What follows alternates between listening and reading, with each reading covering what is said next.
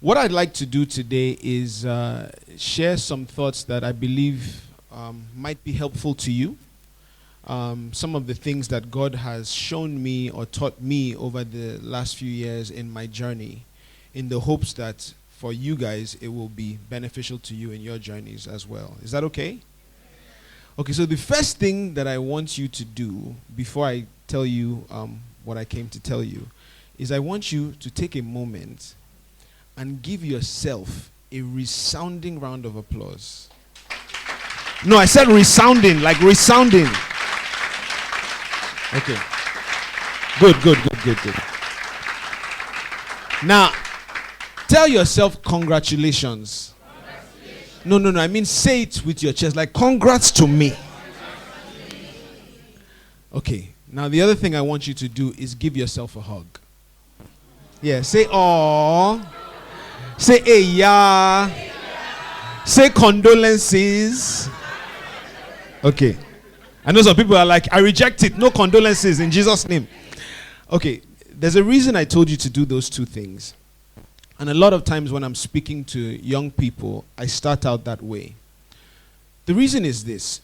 I said congratulations, or we said congratulations to ourselves because this is, early in the morning on a weekend when you could be in bed, you could be anywhere else, but you've tapped into something about your potential destiny that you've decided it's worth it for you to come here and listen to people teach. And not everybody in your generation kind of has that mindset at this stage in their lives. And so you've identified with the fact that you are a leader.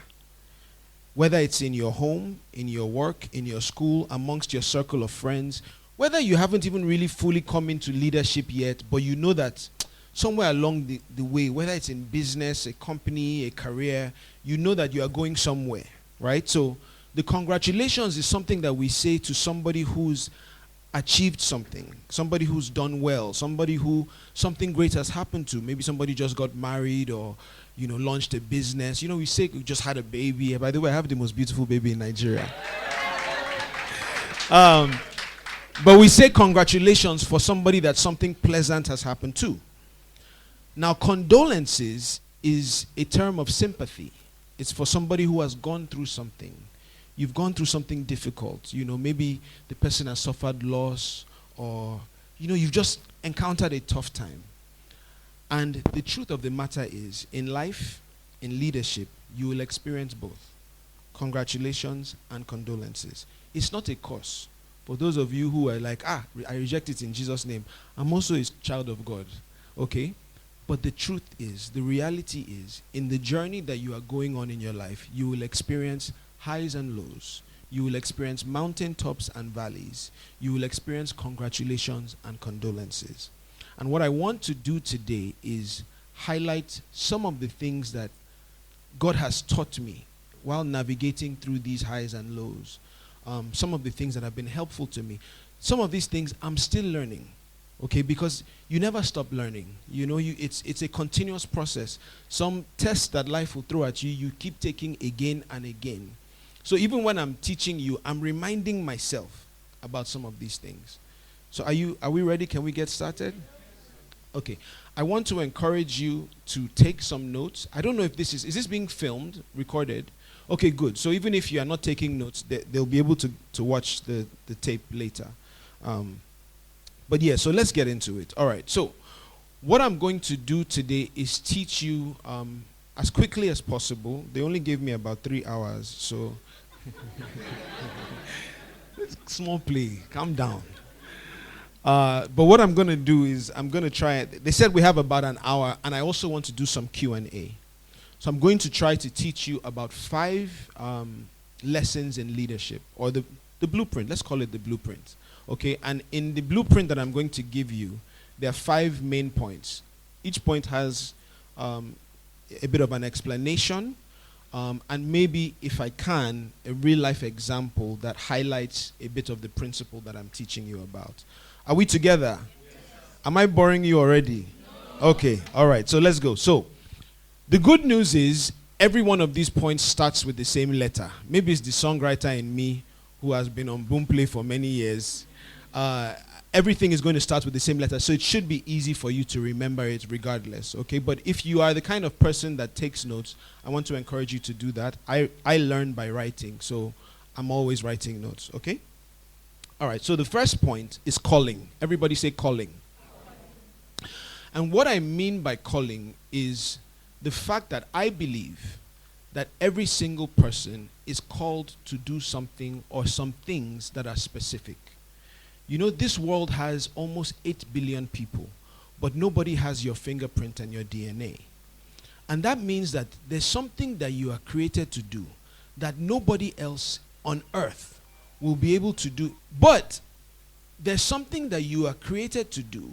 There's an idea that God either has given you already or will give you. There's a vision, there's a purpose that God created you for that nobody else can achieve.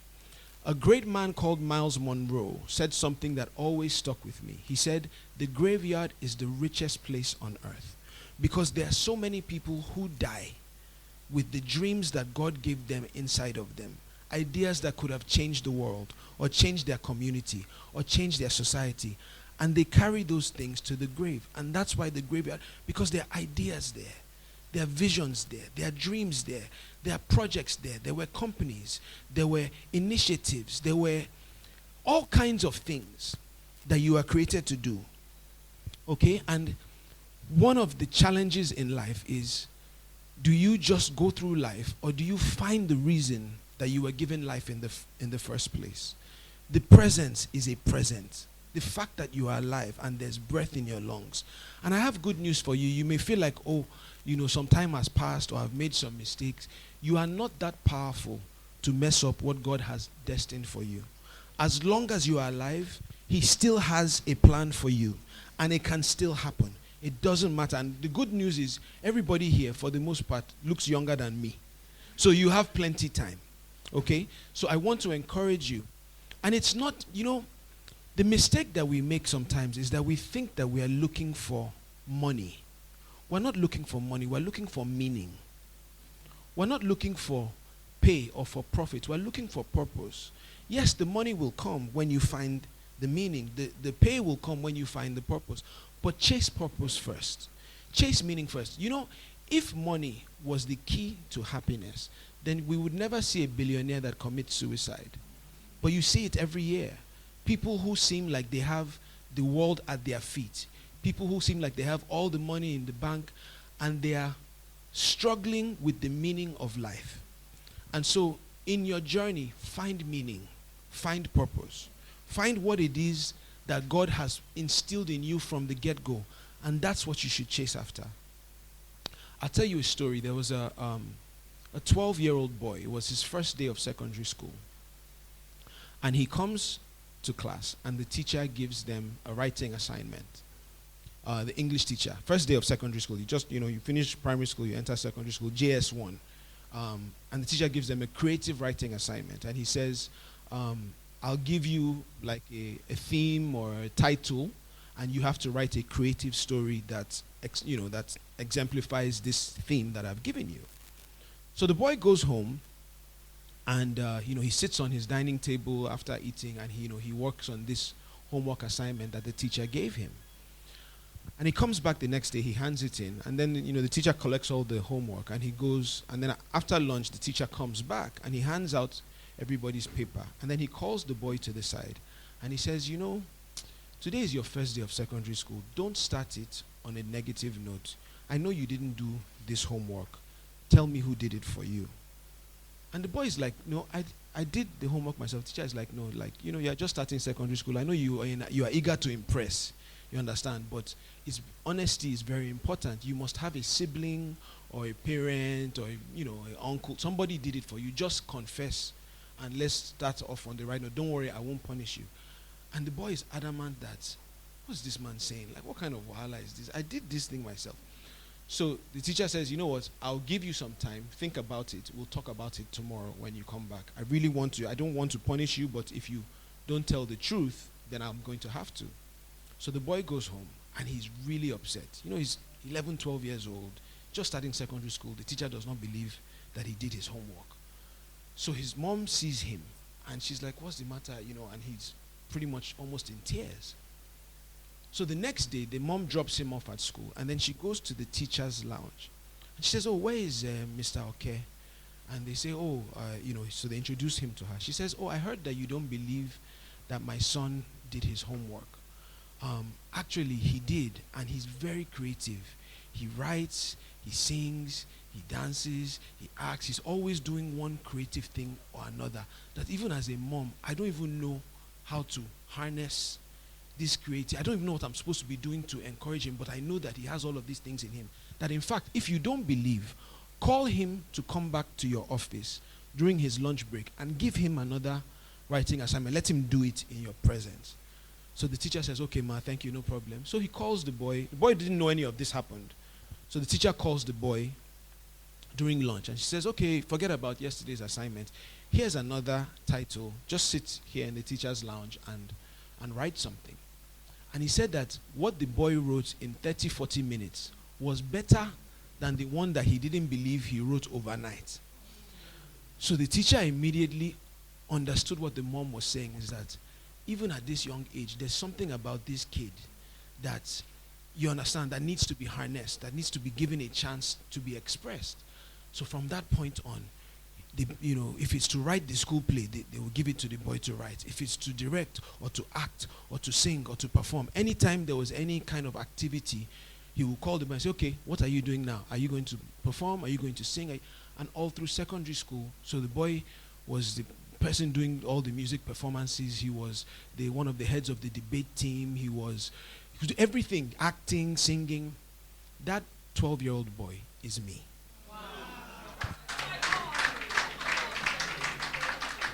And I tell you that to say this: whatever God has placed inside of you for you to do is already there. It's already there. It's like your phone. Everything your phone needs to do what it was created for is already there.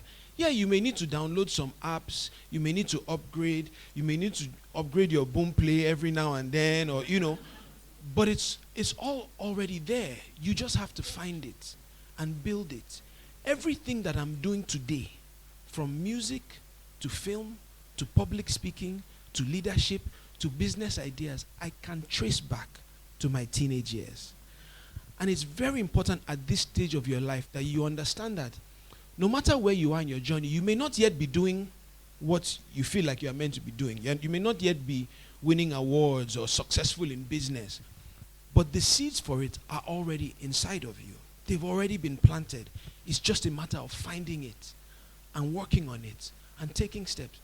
When I was 18 years old, I used to work for McDonald's. It's like Mr. Biggs, right? I was earning minimum wage. My first job in life, minimum wage in a fast food restaurant. The people that are in the kitchen doing the burgers and the meat pies and all of those things. And I was so fascinated with just the process of what it took for a restaurant to work, from the assembly line, the person places the order in the front, the order comes to the back, the food is packaged, then it's given out, and there are some people in the drive-through.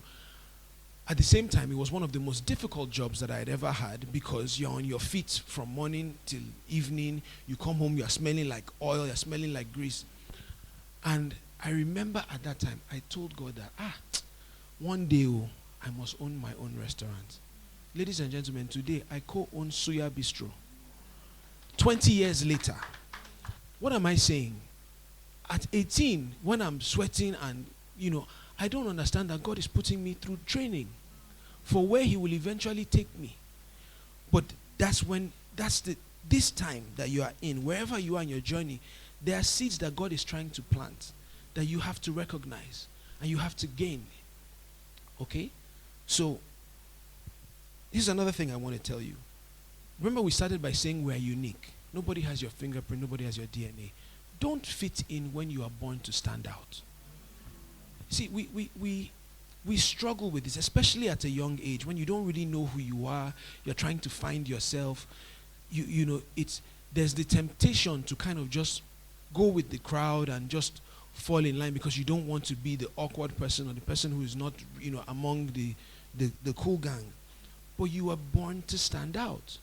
And what you should be thinking about is, how do I separate myself from the pack? It's interesting that we had Boom Play here today, and he was talking about music and artists. I used to own a record label. It has now evolved into a media and marketing agency. But at the time that it was a label, when we used to listen to a lot of demos, people would send me, they still send me, they don't want to hear that I don't own a record label anymore. They still send me music till today. But we would listen to demos, and I can literally hear who the person is imitating. Wizkid has many kids in music business. Davido, Burna, M.I. Like you hear music and you know that this person has been studying one artist and they're trying to pattern themselves to be exactly like that. Here's the challenge. No matter how good you are at copying somebody, on your best day you are just an imitation. And when they're looking for what that person does, they will go and find the person that does it. But if you try and carve, and I'm not saying don't learn from people. Absolutely, learn, borrow, study, take things that make yourself better. If you're a musician, listen to other musicians. Listen to people who have reached the level of success that you're trying to get to see what you can learn from them. But not at the expense of developing who you are. Use it to build who you are, not to turn yourself into a reflection of what is already there. I remember when I just started in Nigeria, the music scene. This was maybe 2007, 2008. 2008, actually. It was 2008 that I moved back from Yankee to Nigeria to start grinding in music. And I remember one day, there was a show, I think it used to be called Rhythm Unplugged. Did you guys know Rhythm Unplugged? Did they still do it? Not really, not really. But then Rhythm Unplugged was like our end of year concert every year. And, I was one of the opening acts because I was just starting out. Nobody really knew who I was. And I get backstage, so when I'm getting ready for the show, I brought out, back then, see, I'm going to show my age. We used to use, we used to like Ed Hardy t-shirts. Do you guys remember Ed Hardy? Am I aging myself? Christian Audigier and Ed Hardy, they used to make these graphic tees, right? So all of us, that was like the in thing at the time.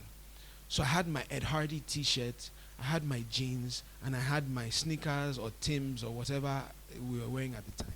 And then there was a time when Arabian scarves, those like scarves from Dubai and stuff were in. So I had it hanging out of my pocket. So I get backstage at the show, and I look at all the acts that were gathered back there, because it was the show where everybody performed at the end of the year. And it looked like we were all in one boy band, because everybody was wearing a graphic t-shirt, jeans, sneakers or Timberlands with scarf. Some people would tie it here, some people would put it on their hand, some people like me had it here. And I looked at it, I said, how is anybody going to know who I am if every time I come out, I look like this whole room, it's like we're all in sync, Boys to Men, Backstreet Boys. I said, no. That day, I got back from the show. I was speaking to my manager and business partner. He said, how was it? I said, well, I had a decent performance, but this image, we have to do something drastic about this, because I need to separate myself. I already make music that doesn't sound like everybody. I need people to, when they see me, to know that, oh, this is somebody different. We found a suit maker. That next morning, I ordered 5 3-piece suits. 3-piece suits with tie and fedora cap. So that when everybody's coming out wearing t-shirt and jeans, you see me step out, 3-piece, tie. Because I'm coming to sing classy Afro R&B music. I should look like it. I should look different from anybody else that you see in the music business. And that's how people started to know who I was. The sound was different, the image was different. And it was so random at the time, because you see young people, young people now, everybody's dressed in a set. Then you just see this guy looking like he's a pastor in a church or a bishop, but it was intentional to say, I'm made to stand out. I can't fit in with everybody else. If you are going to lead the orchestra, you have to turn your back on the crowd. You are made to be different. You are cut from a different cloth, and it's okay. And people may not get it in the beginning. They may not understand you. When I started putting music out in Nigeria, a lot of people were telling me, see, this R&B thing, they know they like this one here. You see, they go collect them from R. Kelly and Usher. But in Nigeria, you have to be like the Banch. File! Kiniko, or 2 Baba or P Square. This is what you have to do. And I said, you know what? On my best day, I can never be the Banj. But on his best day, he can never say, would you be my lover? Do you understand what I'm saying? It's about understanding that you are made to be different. And it's okay to be different. In fact, that should be your goal. To stand out, to be unique, to be doing something different. So that when people are looking for the thing that you do, they will come and find you. Are you with me? I'm still on point number 1. Hey, God. Okay, what was the first point? Calling. All right. Let's move to the second point. Everybody say point number 2. Commitment. Come on, say it with your chest. Commitment. Commitment speaks about consistency, about the drive to be better, about the drive to do better, about the chase for self-development, for growth, for evolving, for upskilling. We spend so much of our time on these devices that we have, right? We spend so much of our time on the phone, on social media, so much of our free time, no matter how busy, and I'm talking about myself, so don't feel bad. All of us spend, when you wake up in the morning, what's the first thing you do? Check the gram or TikTok or Twitter or Snapchat. Do you understand? We spend maybe that's why the Bible says, beware of the devices of the enemy. And it's funny, but you ever think, why do they call your timeline a feed? Because you're feeding yourself.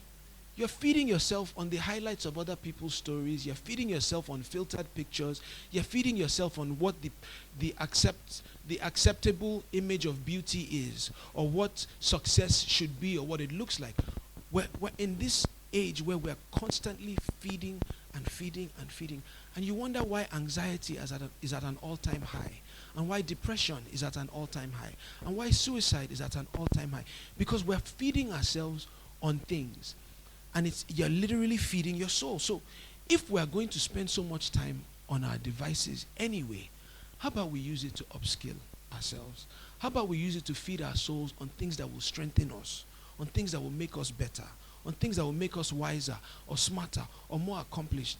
I cook like I'm the chef in my house. Although we've hired a chef now because we just got too busy. But I learned to cook on the internet. I learned to cook on YouTube and Google. Are you hearing what I'm saying? There's so much that you can pick up. There's skills. You can pick up a new skill. You can pick up a foreign language. You can learn to play an instrument. You can listen to sermons and messages. You would be shocked at how much of my time I use every week listening to messages. Whether it's sermons that build up my spiritual man, whether it's messages on policy or on leadership or governance. And if you open my laptop now, you will see, I was chatting with a friend of mine who is here. You will see, she came into my office and saw that I was reading a book and writing. And she was like, what are you doing? I said, oh, this is how I learn. I read or I listen, I watch, and I take notes. And the good thing about it is that if I want to come back, I can just go to my notes, because everything that I wanted to learn is already there. I spend so much of my time, free time. When I'm driving, there's a message on. Not saying that you can't listen to music or that you shouldn't find time to entertain yourself. You listen, all work and no play is a bad idea. But in some of the free time, dedicate some of it to committing to being the best version of yourself that you can be. Everybody knows Kobe Bryant, right? You guys know Kobe Bryant. He died a couple of years ago, but I was reading about his story and how committed he was to being better or being the best. Do you know that when he was in secondary school, school would start at about 7:30 a.m. Kobe Bryant would wake up and show up in secondary school at 5 a.m. in the morning to practice by himself before school started. That was secondary school. He continued this behavior all the way to when he was a professional. There was a coach of his that said he came to the gym early one day. Practice was scheduled for 11 a.m. He came in at about 8:39 to do a bit of admin work. So all the lights in the gym are off. He hears the ball bouncing in the court. He goes out on the court. Here is Kobe Bryant, fully drenched in sweat, practicing shooting in the dark because he wanted to learn how to score in difficult situations. In one of the seasons, I think it was the 99. Are we together? Are you guys bored? Am I boring you? Okay. In the 99-2000 season, I think it was the 99-2000 season, Kobe broke his right hand. That's the hand that he uses to shoot and to dribble, his dominant hand. So a teammate of his thought that for the first time, Kobe would be late for practice, or maybe he won't even show up the next day. After all, your hand is broken.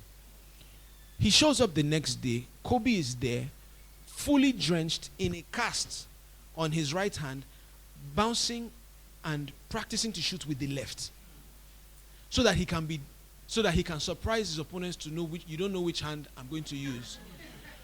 That is somebody that was committed to greatness. Dwayne Wade and Chris Bosh, two Hall of Fame players in their own right, said in the 2008 Olympics, now they select the best players to represent the country, right? So the US basketball team in the 2008 Olympics, first day of training camp before the Olympics, team breakfast is 8 a.m. Everybody sleeps in, wakes up, they are down for team breakfast at 8 a.m. before they will now go off to practice. Kobe shows up in the restaurant for breakfast, fully drenched in sweat. He was already 3 hours into his workouts. He had ice on his knees. He had been practicing for 3 hours before anybody. What am I saying? Greatness takes grace and grind. The grace comes from God. The grind comes from you. See, God will always do his part. And the good news is God's part tends to be the harder part. But God will never do what you are supposed to do. So, God parted the Red Sea. But Moses, you have to stretch out your rod. God created the animals. But Adam, you have to name them. God would give the Israelites victory over the Philistines and Goliath. But David, you have to pick up a stone and go down and be willing to fight. This is what commitment is about. It's about committing and being consistent to yourself, to self-development, to growth, to becoming better. Are you with me?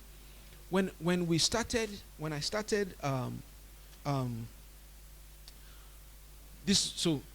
back when I started making music, right? So I was still in the States. I was in university on scholarship. And there was a point in my life where I just felt like, man, you can easily get into the day-to-day routine of school or work, and you're just not doing anything else. And you're just going through the motions, right? You're just doing the same things every day. And I was like, man, I've always been saying that I wanted to, enter music. I'm not going to one day I'll wake up, I'll be 45, 50 years old, and I'll be, how parents always like to tell you, oh, when I was your age, I used to do this, I used to do that, I was the number one, and I didn't want that to be my story, because half the time when they tell you that, they don't have anything to show for it. They're just telling you, oh, I used to. So I was like, this music thing that I've always said that I wanted to do, I had dreams of music and film. I said, I got to start something. When I was in my third year of university, I was studying, so I have a bachelor's degree in industrial engineering. So anybody that goes to school for engineering, it's not easy. I was getting my degree. I had an internship while I was in school that was giving me money. So I would work for a company called General Electric. So I would go to work from about 7:30 a.m. to about 1:32 in the afternoon, work. I would leave work, come to school from about 2:30, take classes until 8 p.m. at night. Finish at 8 p.m. at night, drive 2.5 hours to the city where the studio that I was recording was, and record until 2 a.m. in the morning. Then on the way back, my friend would drive, God bless them, Tunde Demure and Tino and a few friends of mine. They would drive and I would sleep in the car and come back the next day and do it again, and do it again, and do it again. When we had recorded the music and we felt like, okay, this music sounds good. People would like this. This is good enough. We started trying to find a record deal. We talk to this, we get a connection here with something. They'll say no. We just couldn't find a deal. So we said, okay. Jay-Z was one of my favorite artists. It was somebody that I always studied and I looked up to. You can have mentors that you've never even met. So at the time I would read about Jay-Z, I would read about how him and his guys started. And I realized that at their time, they couldn't find a record deal either. So they formed their own. So I called Tunde up. I said, listen, we're going to start our own record label. He said, okay, what do we have to do? We registered the company with the states. We registered EMA at that time. I was in my fourth year of university. We registered the company. The company was not worth the paper that we printed the registration on. But we did it. So, okay, now we have a company. What do we do now? Again, no money, no connection, no. We said, okay. We started going to all the hair salons and nail salons in our neighborhood and begged the owners to say, please, can I come and sing for your customers? We would just show up, ask for the manager or the owner and say, oh, please, we are young guys. We're trying to start a music business. We just want 2 minutes to sing for the customers. Sometimes they will kick us out and say, please, please, please, no unsolicited, can you come here? Sometimes they will just look at us and say, oh yeah, come. And I will come and I will stand with my two friends, Tunde and Tino. They cannot sing to save their lives. So their own job was to smile and do. And I would sing a chorus or a verse of one of my songs. And then we would sell CDs out of the trunk of our car. And we would paste posters on the side of the car. At the time, I managed to buy one car. They don't even make the car anymore. It was called an Eagle Vision. The car used to shake like an earthquake. Once you hit like 50 miles per hour, it just big, big, big. But we would paste posters on the side of that car and drive to every hair and nail salon, anywhere that there were women as customers, because that's the kind of music I was making. And, we would sing and we would sell CDs out of the trunk of our car. What am I saying? If we were not committed to that at that stage, EME would never have become what it became. You don't go from singing in the shower to singing at the Grammys. You don't go from, oh, I know how to do this thing, to immediately winning an award. It takes commitment. It takes years of committing to yourself and to your journey. It takes doing it when nobody is watching. When you have zero connections, you have zero money. It takes that level of, and that's where we started from. And one thing led to another. I started doing musical talent competitions. You win some, you may not win some others. Your profile rises a bit more. The internet came. You guys are lucky. Back then, the internet was just starting. You guys don't even remember MySpace. Do you remember? Does anybody here remember MySpace? That's where we used to hustle. Like, it now got to the point where we're releasing music independently. People started ordering my CDs in Japan and China. They would order 200, 500 CDs at a time. Me and my guys would ship them off, and they were selling it in stores in China. That's what, eventually, the day we were driving along the road, and we happened to be listening to the radio station, and a radio programmer said, oh, this is Flush It, or I can't remember, Praise It or Flush It, or one of these kinds of things that, these games they play on radio. And he was like, oh, this is the program where we introduce a new song, and people get to say whether they like it or they don't like it. And he played my song. It was the first time I heard a song of mine on major radio.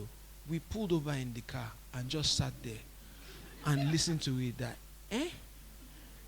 Now my song that they play for radio. I remember the first time I had a radio interview on mainstream Nigerian radio. It was with Bemi. You guys know Bemi? Bemi called me. It was a phone interview. See, you could not tell me anything again. That you mean a mainstream radio station in Nigeria is calling me to ask about my music. What am I saying? It didn't start from there. It started from going into every hair and nail salon within our reach and begging owners to allow me sing for customers. So there's something to be said for commitment. Okay? So the second key is what? What was the first one? Calling, commitment. Okay, let's move to the next one. Are you enjoying this? Yes. Are you sure? Don't lie to me. Okay, the third key is character. Everybody say character. What am I saying? Great destinies require great character. But character is not anything that somebody can pray into you. Nobody can lay hands on you and impart character into you. Character can only be built. Character is built by surviving storms. I don't believe that God gives pain, But I think that God permits it because he will use it to shape your character, to build you. It's about surviving storms. You know, we started off this talk by giving ourselves congratulations and condolences because the tough times will come. As you are looking at me, I've survived a battle with skin cancer 3 times.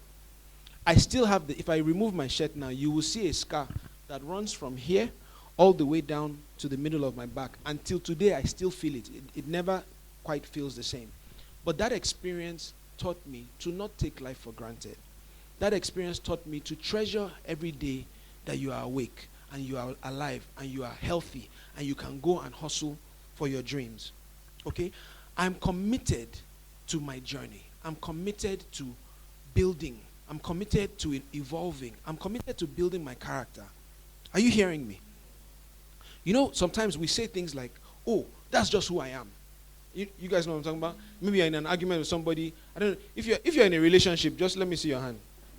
Just, you don't have to be married, but if you're in a relationship, or you want just in case somebody's looking at you here. Sometimes when you are you tell people, or maybe if you're not even in a relationship, somebody's dating you and they're like, but why? You're like, please, that's just who I am. Okay, that's who you are, but is that who you are meant to be? Are you supposed to be satisfied with the way you are? Are you supposed to be committed to growth? To saying, yeah, this may be who I am today, but can I change something about it? Can I build my character? Can I be better? I'll share another story. Are you guys enjoying my stories? Okay. So, pretty early in our marriage, Susu and I, for those of you who are not yet, in a relationship or not yet married, you will get here one day. And this place that I'm talking about is when, you can be fighting with somebody, but there's nothing specific. But the air is just tense. You're just, the air is just, things are not well. It's not like anybody said something or whatever, but the air is just thick. You're just, there's a Cold War. Let's put it like that. There's a Cold War. And this was, in about 2019 when, I was running for office for the first time. And I was working harder than I'd ever worked. I was out every day, on the campaign trail. I was coming back broken, spent, drained, all of that. Now, at the same time, I was still trying to do the things that I'd always done. I told you, back then I used to be the one that would cook in the house. So I would go grocery shopping, I would cook, I would make breakfast for her, then I would go and, do all the things and then still come back. And I started feeling like, what's wrong with this girl? I'm trying, I'm working. I'm trying, I'm a good guy. I did try now. And, the attitude was just, and, I woke up in the morning and, the attitude was still there. And, that's when the devil will now be whispering in your ear that, can you see? Look at how hard you are doing everything. See the attitude they are even giving you. I beg, don't answer them anymore. You understand? So I was hearing all of that and I was just like, I don't even send again. I'm going to just face my something. I beg, if she doesn't like it, it is what it is, right? And that's why it's good to have a relationship with God. Because I felt like I heard God say to me, but you're speaking different languages. And when you are doing premarital counseling, one of the things they teach you about is love languages. And love languages, for people who don't know, it just means how do you, as a person, how do you show that you love somebody, or how do you like to receive love? So, my love language is acts of service. So I'm the kind of person that if I love you and I care about you, I'll want to do things for you. I'll cook for you. I'll take care of you. Even when I was in the club, turning up, I'll be the person that carries my friends to the club, pours drinks for everybody, mixes your drink. Are you okay? Are you okay? Oh, the bathroom is over there. Like, even when we were just acting reckless, I'm an acts of service person. That's how I show love, and that's how I like to receive love. My wife, on the other hand, is quality time. Quality time is her love language. So to my wife, if you spend time with me, then I know that you love me. And I show you that I love you because I prioritize the time that I can spend with you. And at this time in 2019, the one thing I didn't have was quality time. Because I was campaigning, I was running a business, I would be out all day from morning till night, working, still trying to do my acts of service, but not giving her. And in my wife, when you stop spending time with her, it feels like you don't love her anymore. That you have time for the whole world, but you don't have time for me. And so when God explained this thing to me in that moment, I said, oh, that's why. You know, some of us, in that moment, will say, that's just how I am. Can't you see that I'm doing all of this? I said, okay, you know what? I called my office. I said, I need to be a few hours late today. Can we move some things? They moved it. I took off my shirt and tie, and I went back in the room, and I got into bed with her.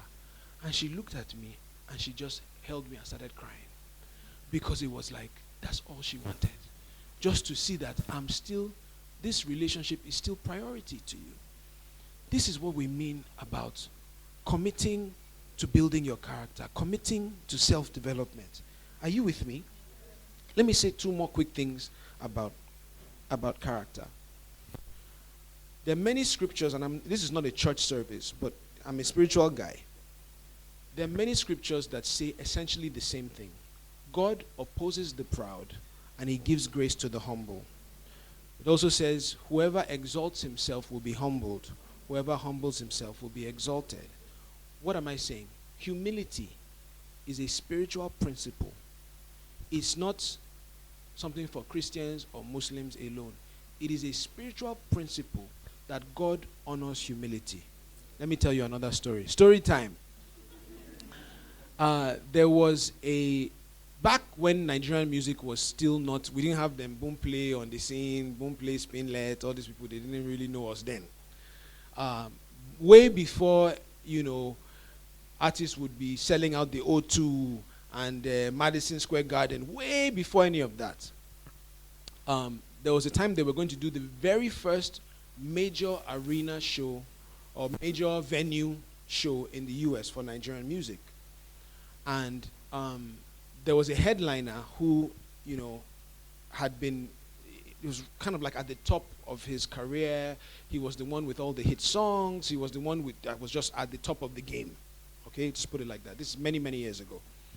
So there was a headliner that was going to headline this show, the first, major venue show. There was an upcoming artist, and then there was an old school artist. So the old school artist was somebody who, maybe he had reigned, 10 years before that. And everybody still kind of knew who he was, but he wasn't like the main attraction anymore. But he was still good, he was still talented, so he was going to be there. And then there was an upcomer that was just starting out for the first time. So these three artists were booked for this show. So they do the show, everybody performs, it's a great time, everybody has a great time, the audience enjoys it. Now after the show is the after party. Hey, okay, you know the kind of crowd I'm talking to.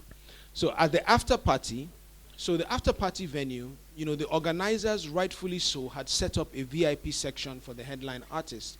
That's where the tables were, where all the drinks were, because he was the headliner. It's the reason that everybody bought tickets for the show. So they were going to give him his due respect and VIP treatment. Those ropes, the VIP rope that they use, and security that blocks off the area so nobody can just enter anyhow.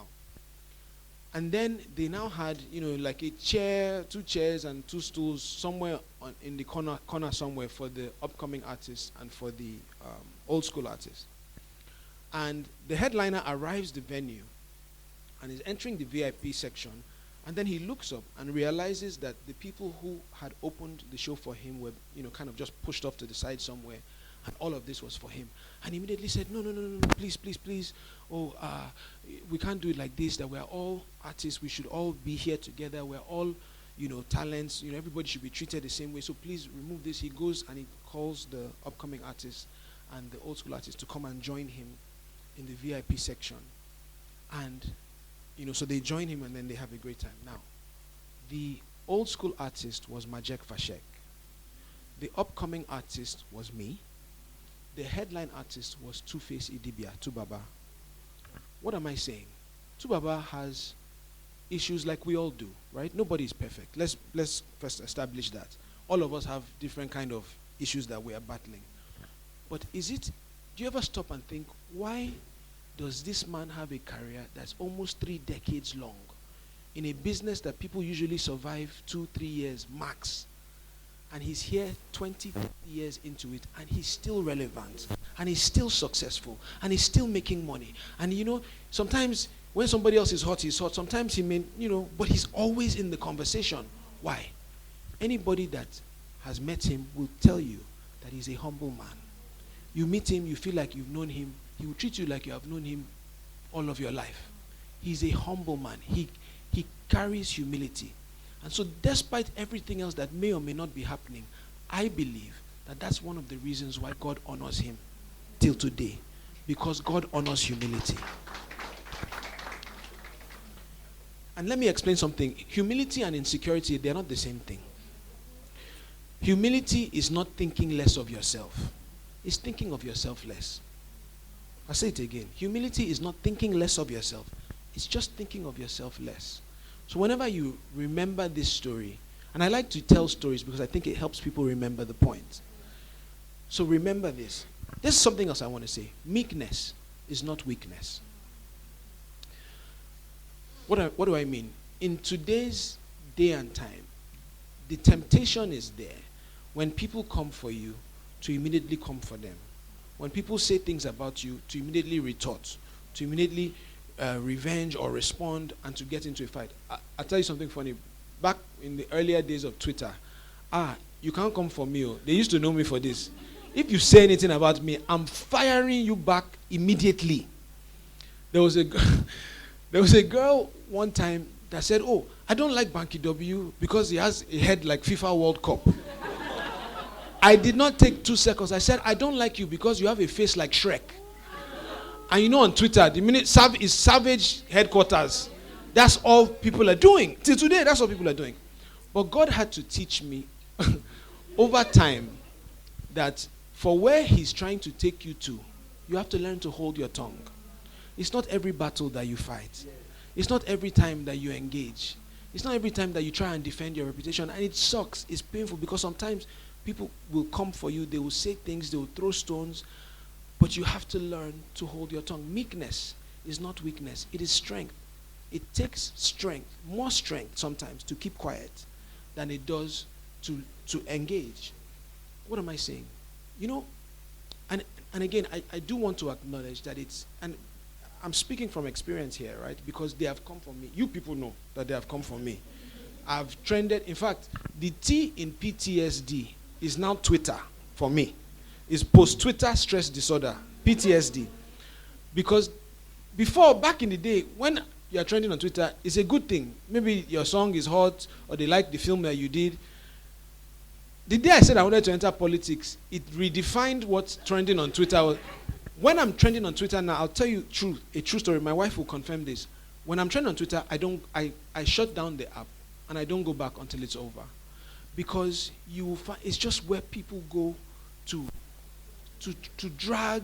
It's like the more savage, it's the mob. It's the headquarters of the mob. It's violence headquarters. And one I've learned, let me tell you something. Vengeance is not wrong, but it just doesn't belong to you. That's why the Bible says, vengeance is mine, says the Lord. Revenge is not wrong. It just does not belong to us. Resilience is our job. Revenge is God's job. So when people come and say things and all of that, you see, check me. Most times these days, you will not even see me comment. I won't even say anything. Because I know where I'm going, where I'm trying to go.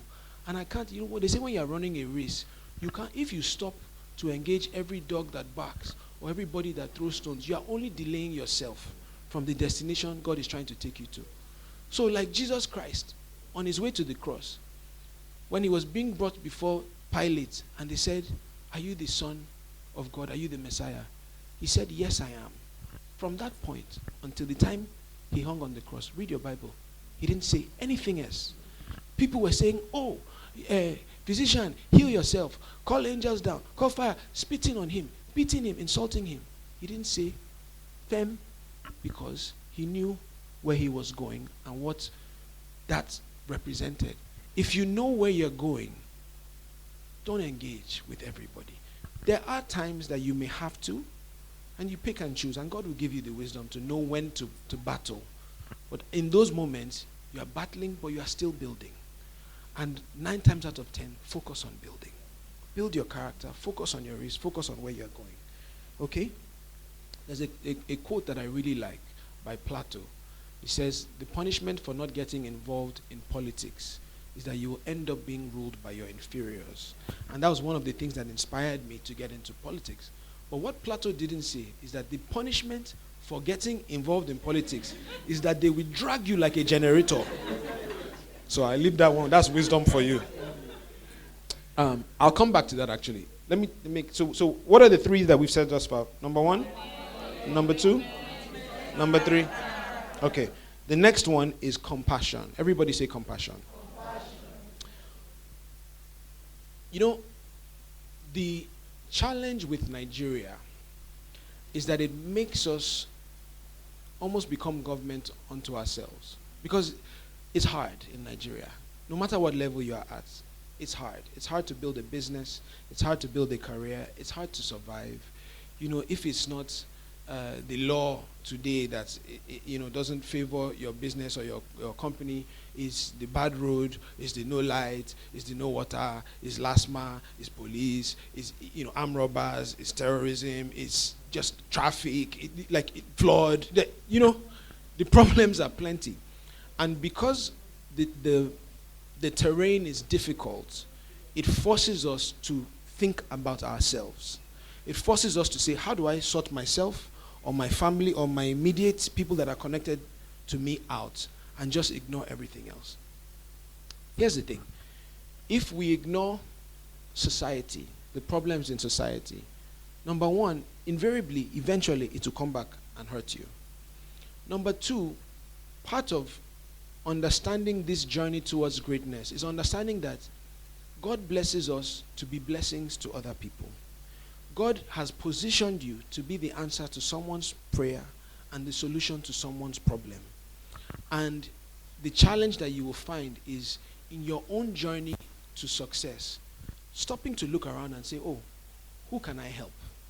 How can I give back? How can I be a stepping stone to somebody else? And you will find that the more people use you as a stepping stone, the more successful you will be. Somehow, it's just the way that God works. I'll tell you a quick story about that, and then I'll tell you my last point, and we'll do a couple of questions. In when was COVID? 2020? 2020? 2020, yes. Everybody was here, right, at that time. And we know how difficult it was. They said, okay, go on a lockdown. Everything is closed except for places where you need to buy food. That was the only things that were open at that time. And when this happened, the results of closing down all businesses was that the poverty level in Nigeria shot up overnight, because there were a lot of people whose daily income was tied to daily activity.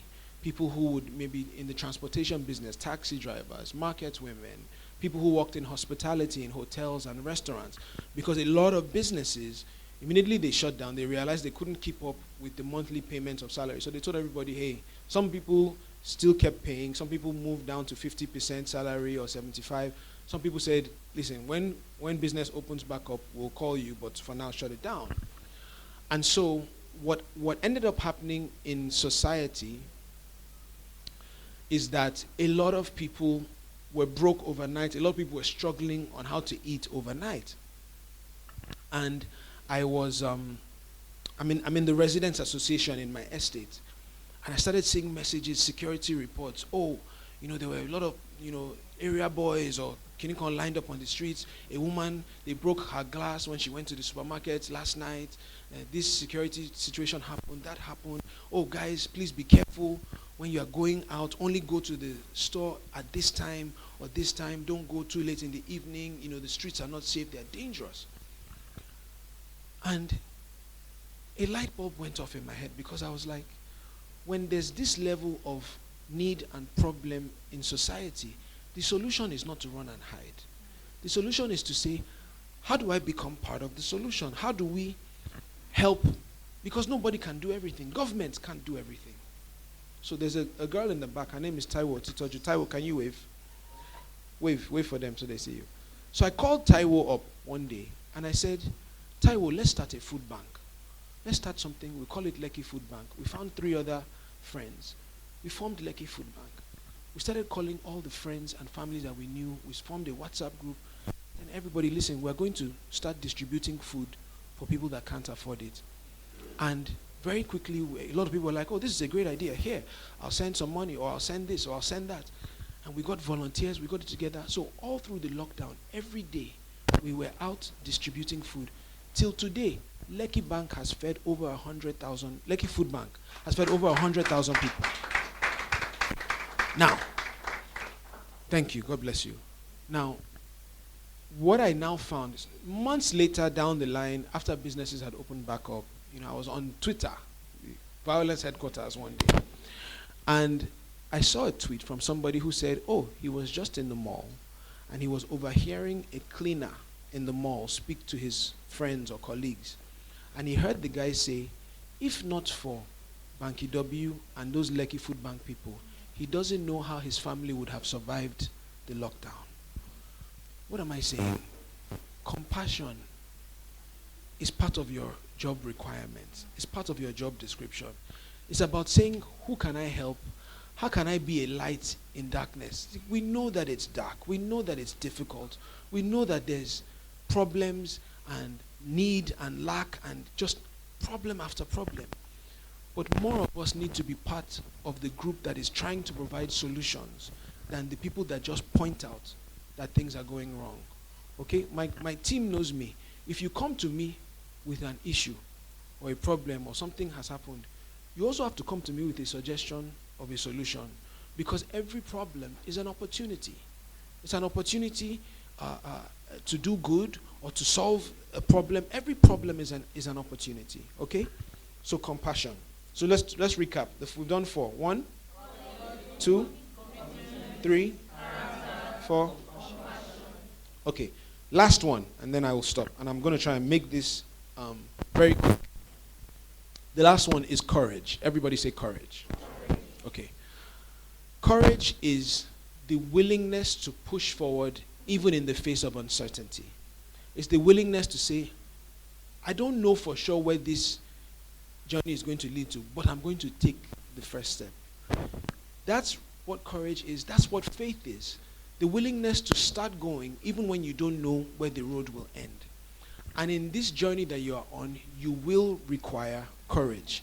Everything, almost everything great in my life, in fact, just about everything great that has happened in my life, I can trace back to a moment where I said, I don't know, but maybe. I can trace back to a moment where I said, perhaps, let me say it like a Niger boy, perhaps, like perhaps this might end up somewhere good. Because the truth of the matter is, nobody knows. We are all making it up as we go along. It's only God that knows everything. Our own job is to say, I've weighed it, and maybe this thing can work out. Maybe I can try this thing. I was chatting with PB. My brother is the pastor of the Waterbrook Church.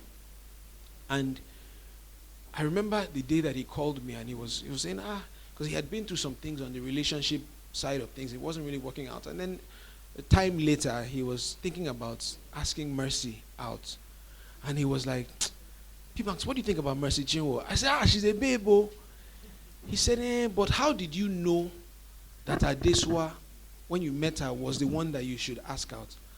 I said, my brother, I just said, perhaps. Maybe. In fact, here's what's funny. When I used to ask God, when I was a single man, but, working on my relationship with God, and I would ask God that, I want a wife, I want kids, I want to settle down. But please, we give God instructions. Oh, I want this, that. I said, and there's nothing wrong with that. But just that sometimes God looks at our instructions and laughs at us. And I told God very specifically, I don't want a woman that works in the entertainment business.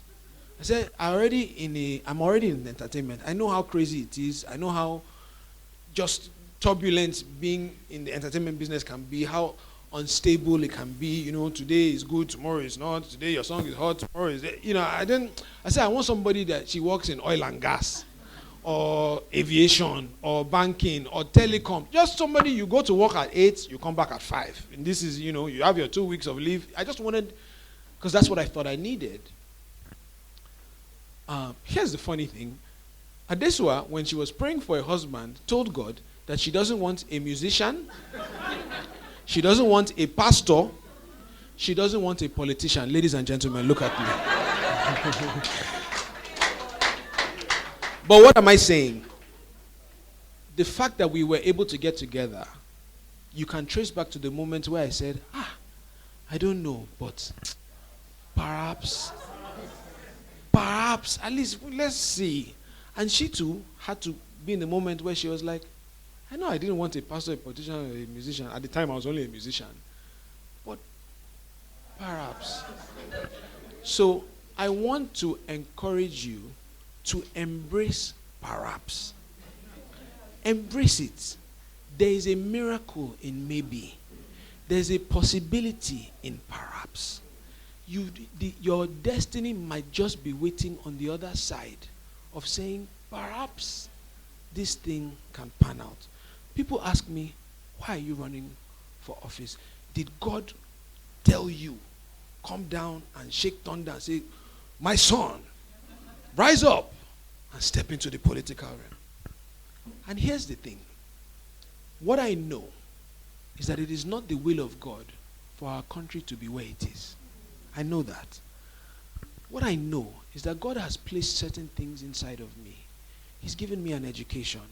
He's given me an audience. He's given me a voice. He's building my character. He's giving me solutions to issues. He's giving me ideas about laws and how we can do things differently. He's giving me all of these things. And that's the thing about God. He's a gentleman. He won't flog you and force you, but he'll suggest. He'll place a burden inside of you. He'll place a fire that you can't put out, no matter what. It will still be there.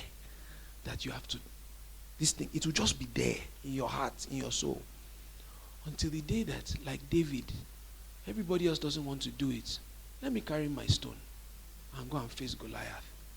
Perhaps God will do it for me.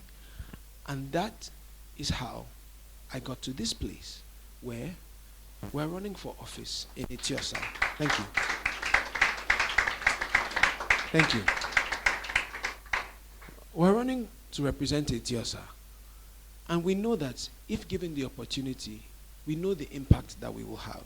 Now, I want to guarantee you that regardless of what happens, I will always be in service to my country and to my community. Because if service to your country and your community is only dependent on whether you get a seat in government, then you don't deserve the seat in the first place. So I will always be working for a better Nigeria. You guys, for those of you who've been paying attention, you know I've been vocal about this for 15 years before I said anything about running for office. I've participated in more peaceful protests than just about anybody that I know. However, the goal of protest, the goal of activism, the goal of advocacy is progress, it's impact, it's change. So if you have not witnessed the impact and the change that you are seeking, it means your activism has not yet been successful. And so we, as a generation, need to start moving from protest to power. We have to start moving from advocacy and activism to running for elected office, so that we can use the powers of the elected office differently for the benefit of our people. And so I'm going to close on this note, and I want to say this. We need, see, it's like David. All we have is stones, and we're facing Goliath. There are giants in the land, but sometimes God leaves giants in the land on purpose so that you can learn how to kill them. So we're in a battle right now in Etiosa, and by the grace of God, we are going to win this election. So I want to encourage you, if you've never thought about it before, but you think, you know what, I want to join this volunteer team. I want to be a part of what they are doing. See us before you. Oh, what do you have? Do you have papers? Okay, we'll pass papers around. Just give us your name, your phone number, your email, and come and perhaps we can do this thing together. Because I promise you, this thing will happen. But this is just an invitation for you to be a part of the army that gets it done. Because when we do, when we get it done, we will get it done together, and it signals a rallying point, a starting point from which we will launch forward and do things differently for this community first as a starting point, but all over Lagos and all over Nigeria. And with these few points of mine, I hope I've been able to convince you and not convince you that perhaps. Thank you, ladies and gentlemen. Thank you, Honorable Bankole Wellington. Thank you so much. Perhaps you have a question for him. Can you signify by raising up your hand? You have a question for our Honorable. Question, please. Having to keep lasting relationship, because I started realizing, after starting the job, like being in the corporate world, that people are important. Networking is actually very important for your career, for your So how did you in your life start, like how did you get to the point where you start to actually think about other people, like or were you ever at the point where you were basically just thinking about yourself and just people around you? How did you realize that? Okay, was it a realization, or did it just come naturally to you to want to have other people's this in at heart, and now spread it to doing something big as much as the society and Right. community and all of that? Right. Okay, that's an interesting question. How did I realize that I needed to think about other people? I think for me, I probably can trace it back to the people that I looked up to, right? So back in the day, I told you Jay-Z was like my blueprint. Jay-Z was my blueprint for somebody who wanted to be in music and in business, right? Because rap music is rap music. It's just people talking over a beat. But not only was he good at that, he used it as a platform to launch off and do other things. He started a record label, and that label brought out people like Kanye West. Then he launched off, he's executive produced films, he got into a sports agency, and everywhere that he had since gone, he was creating jobs. People were better off because they had worked with him. And for me, that was it. I think that's what inspired me, because I realized that in the same rap music that he started out with, there were many other rappers who never did anything other than just rap and go home. And so I always felt like if all I ever did was just sing and go home and make money for singing, singing is something God blessed me with, right? And that was a gift I was given. And there's a scripture in the Bible about the talents. Somebody has 5, somebody has 3, somebody has 1. And the person that was given 5 went out, used the 5, and brought back 5 more. The person that was given 3 went out, used the 3, brought back 3 more. The person who was given something just held on to it. And for me, that scripture always resonated in my heart, because it was like, settling for what you have already been given is failure. You are supposed to do more with it. Now, whether that's more for yourself, or like Jay and other people, being a stepping stone for other people to launch off and do great things. That's the job. That's the description. God blesses us to become a blessing. And so if you track back and you think about the things that I was now able to do, God was able to use me as a stepping stone for people to launch off and do even greater things than me. And I think it's an amazing thing. And now, that's what we are trying to accomplish by going into politics. Because if you do it in the private sector, you can, somebody, you can be a stepping stone for 1 or 2 or 10 or 20 or 50 people. I co-own Suya Bistro. Suya Bistro now employs close to 100 people. And that's great. I love that I'm part of something that has given people jobs and given people a way of life. But you see, if we can enter politics, we can do it for a whole generation. We can be a stepping stone for young people all over this community and all over this country by virtue of the work that we do. And so for me, I still trace it back to seeing the people that I looked up to and seeing how intentional they were. It's intentionality. It's about seeing that they understood that principle. Listen, the top 5 earners in urban music for like the last 20 years have been Dr. Dre, Diddy, Jay-Z, and then I think more recently maybe them Kanye West and co. The one thing they all have in common is that they've all helped other people become successful. Dr. Dre, you can trace his DNA into Eminem and Snoop and all these other people. Jay-Z, we've talked about. P. Diddy, tons of artists have come from him. And not just the music business, they've gone into other things. And I think that was the mindset that I saw that inspired me to be intentional about saying, this thing that I'm doing can't just be about me.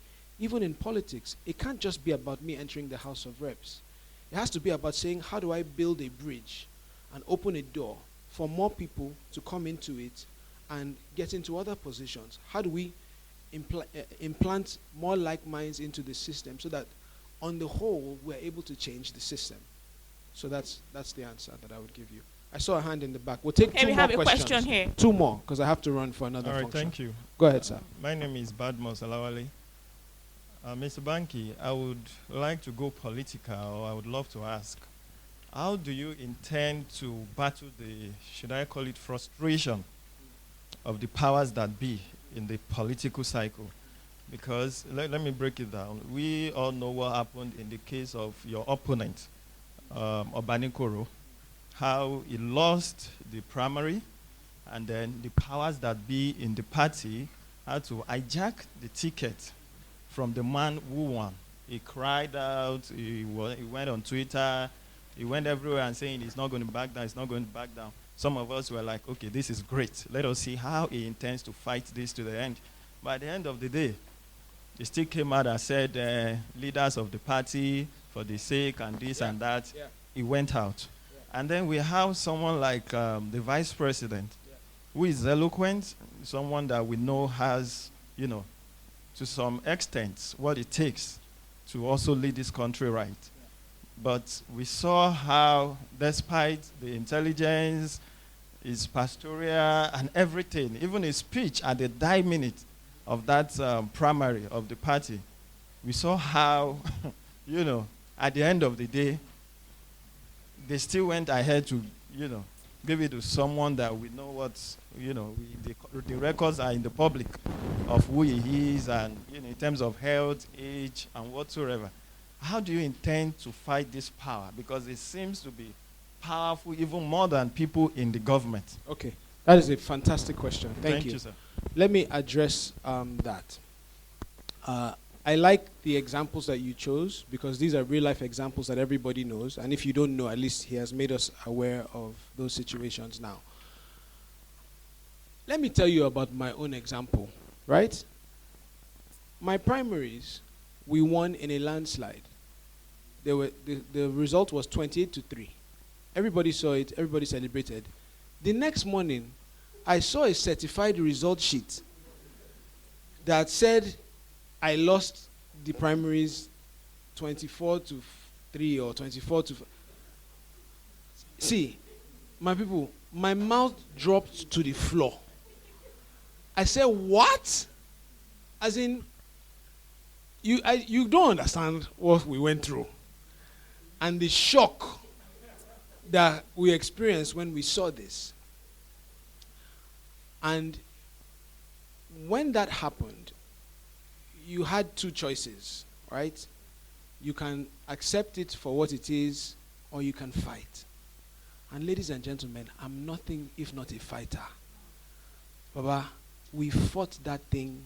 We went through an appeals committee process. We filed a petition. They had to do an investigation. They reviewed video footage.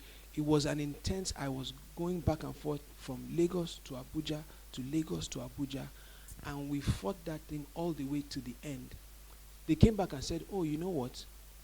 You actually, the appeals committee has ruled in your favor that you won. But apparently the same thing that happened to you happened all over Lagos. So what do you want to do? I said, let's do a rerun. You know why? Because I don't want somebody to come and tie me up in court to say, you didn't have the right paper of your result. And I knew that it would be twice as expensive, it would be twice as difficult to do a rerun.